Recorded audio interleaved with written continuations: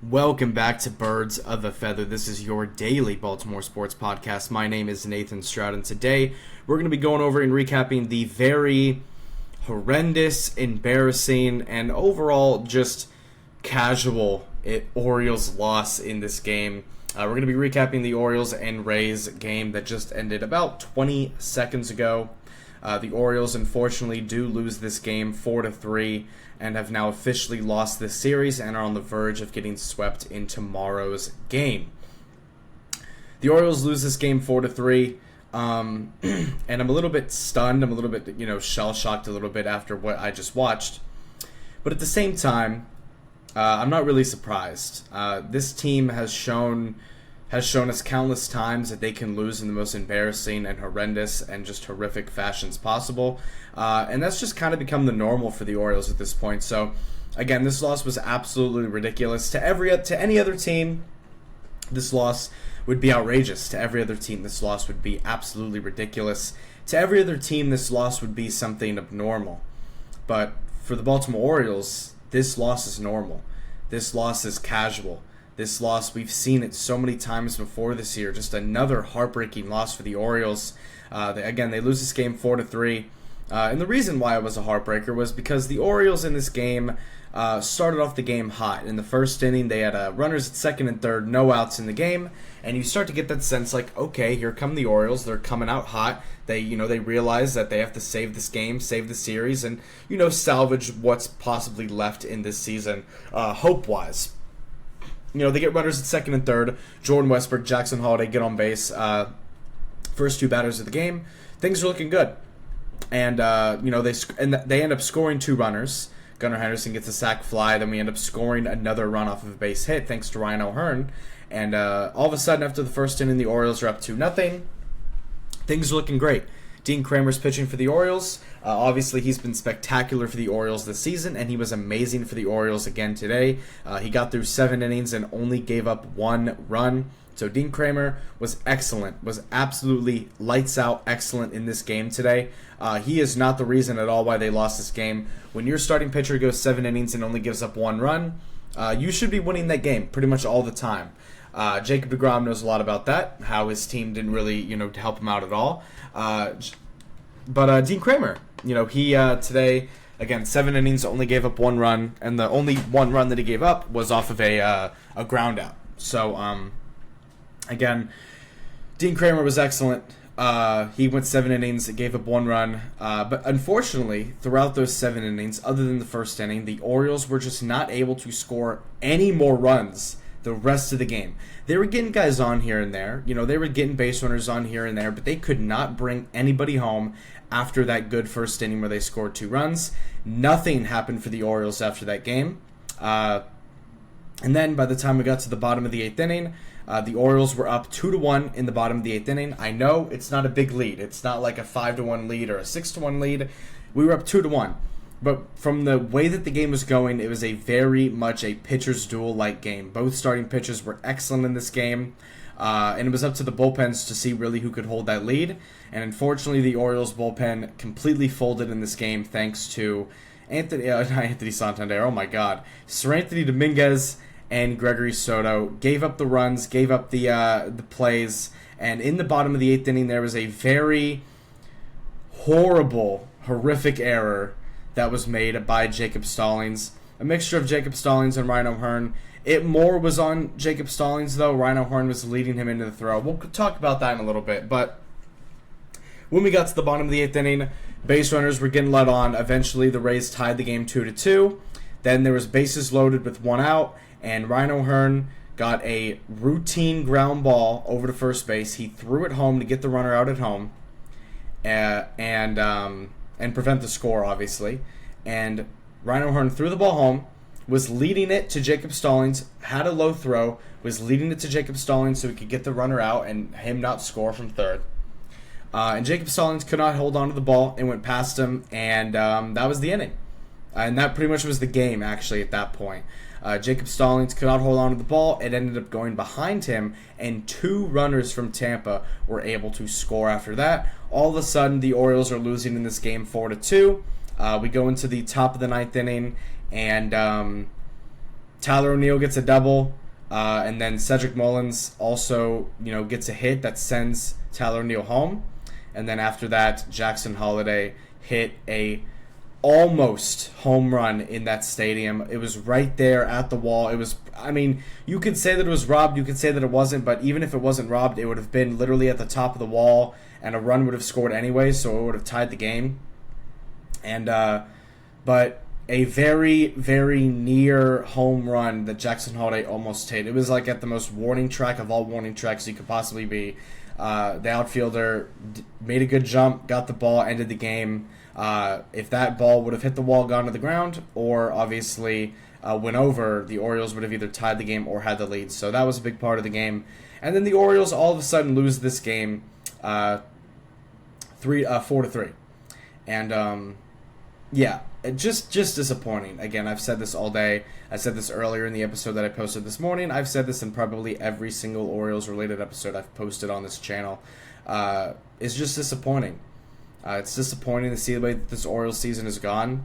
I'm getting all this out of the way now, so I don't really have to go over it whenever we go over the box score and all that, because, again, y'all have heard this story from me 1,000 times. I don't want to sound like a record player going over and over again, but at the same time, I kind of have to, because this is just what this season has been for the Orioles, and it sucks. It sucks that it has to be this way, but this is karma. This really is karma for Mike Elias not going out there and building this team the way that he was supposed to, and then also all the injuries happen.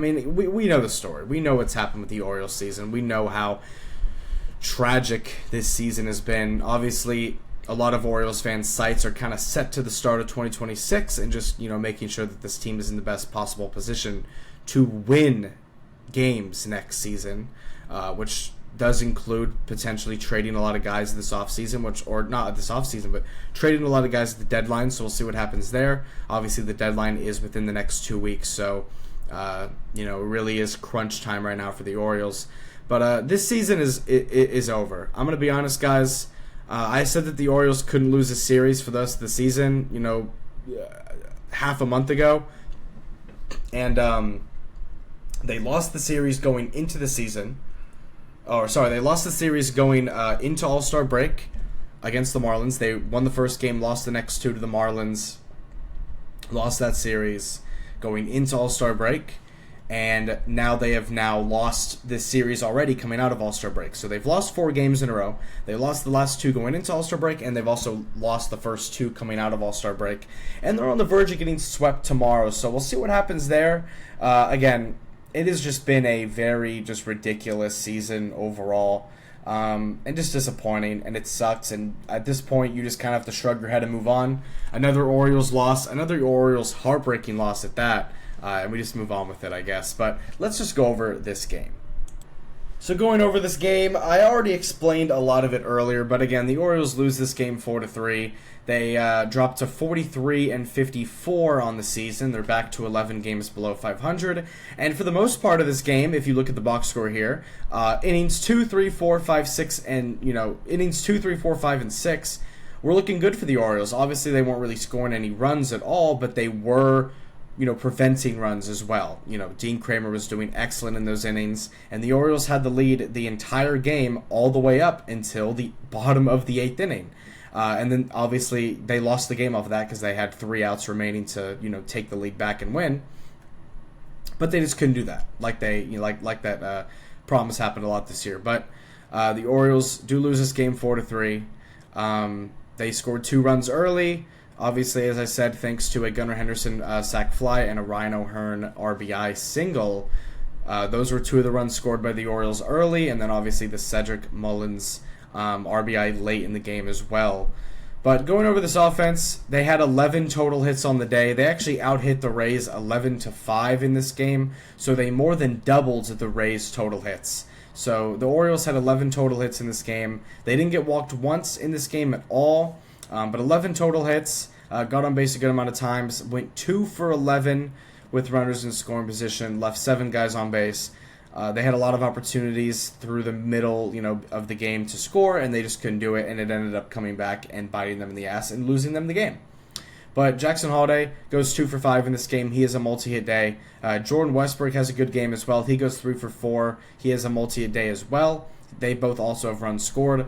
Gunnar Henderson goes 0 for 3, but he does have that RBI sac fly early on in the first inning. Ryan O'Hearn goes 1 for 4 with an RBI. Ramon Laureano goes 1 for 4. Colton Cowser goes 0 for 4. Tyler O'Neill goes 1 for 4. He finally gets a hit. He finally actually did something late in the game to, try and rally the Orioles back. And he did his thing. He got a double, and he ended up scoring the run off of the Cedric Mullins RBI. But Tyler O'Neill goes 1 for 4. Ramon Urias goes 2 for 4. Jacob Stallings goes 0 for 3. And then Cedric Mullins came in as a pinch hitter late, went 1 for 1 with that RBI late in the game to try and give the Orioles hope. But it just couldn't happen. So overall, the Orioles offense got on base. 3 guys with multi-hit days. Only 3 runs scored in this game. Obviously, it was a pitcher's duel for the most part, but unfortunately, the Orioles just collapsed late, and then that was the game. That was how this game went. The Orioles collapsed late, and that's just how this game ended.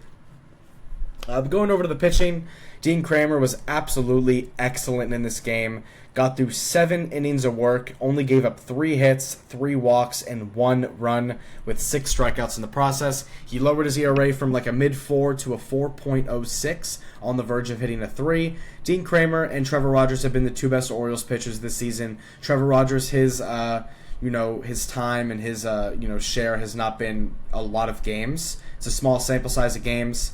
He only has 6 starts this season. Soon will be 7. But small sample size of games for Trevor Rogers, even though he's been elite in those games. But Dean Kramer has played all season. He hasn't been hurt at all this year.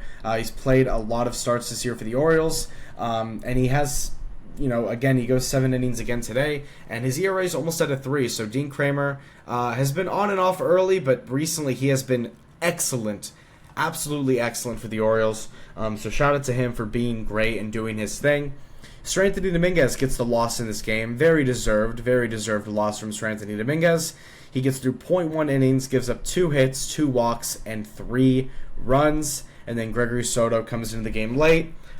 He gave, the routine ground ball was off of Gregory Soto. So obviously those wasn't, his runs. And, he did his job, but obviously he's not going to get any credit for that. So the Orioles pitching, for the most part today was fine, I guess. Seranthony Dominguez blew the game late, but the starting pitching was excellent from Dean Kramer. He continues to be great, but obviously the Orioles just blow this game late and lose. So that's just how it is. But going over the game tomorrow, kind of looking at the game tomorrow, it is going to be Trevor Rogers on the mound for the Orioles. So both of the Orioles' best pitchers are pitching on both of the Orioles' best pitchers that are available, I should say. Obviously, we know Kyle Bradish is in there, about to be going on his rehab assignment. We know he is the best pitcher on this team. But Trevor Rogers, he's been obviously excellent all season. There's not enough good things I can say about him. 2-1 on the season, a 1.5 ERA across 6 starts, 35 innings, a .82 whip. He's been excellent all year. Hopefully he can keep it up and continue to be great against Tampa tomorrow in the afternoon game. It is going to be Trevor Rogers versus Ryan Pepiot. 2 great pitchers. Arguably the best pitcher for the Rays versus the best pitcher on the Orioles. Both of these guys have had great years. Obviously, there's a way bigger sample size for Ryan than there is with Trevor, but still, both of these guys have had excellent seasons. And hopefully the Orioles can go out there and not get swept and not get embarrassed even more tomorrow, because at this point we're just rooting for wins in any way that we can get them, and just not getting embarrassed would be what I would want the most. But thank you guys so much for tuning into and listening to this episode of Birds of a Feather. If you like this content, make sure to subscribe on my YouTube and like the video as well, and make sure to follow up on the Spotify. And if you want any more updates on any pages, make sure to follow the X account and the Instagram. On Instagram, I post updates on every single time that I post an episode, and on Twitter or X, I live tweet the games, live tweet what's going on, live reactions to things, and also post updates on when I'm uploading episodes on there as well. So make sure to give those a follow. Click the link in the bio of whatever platform you're listening on and give those a follow.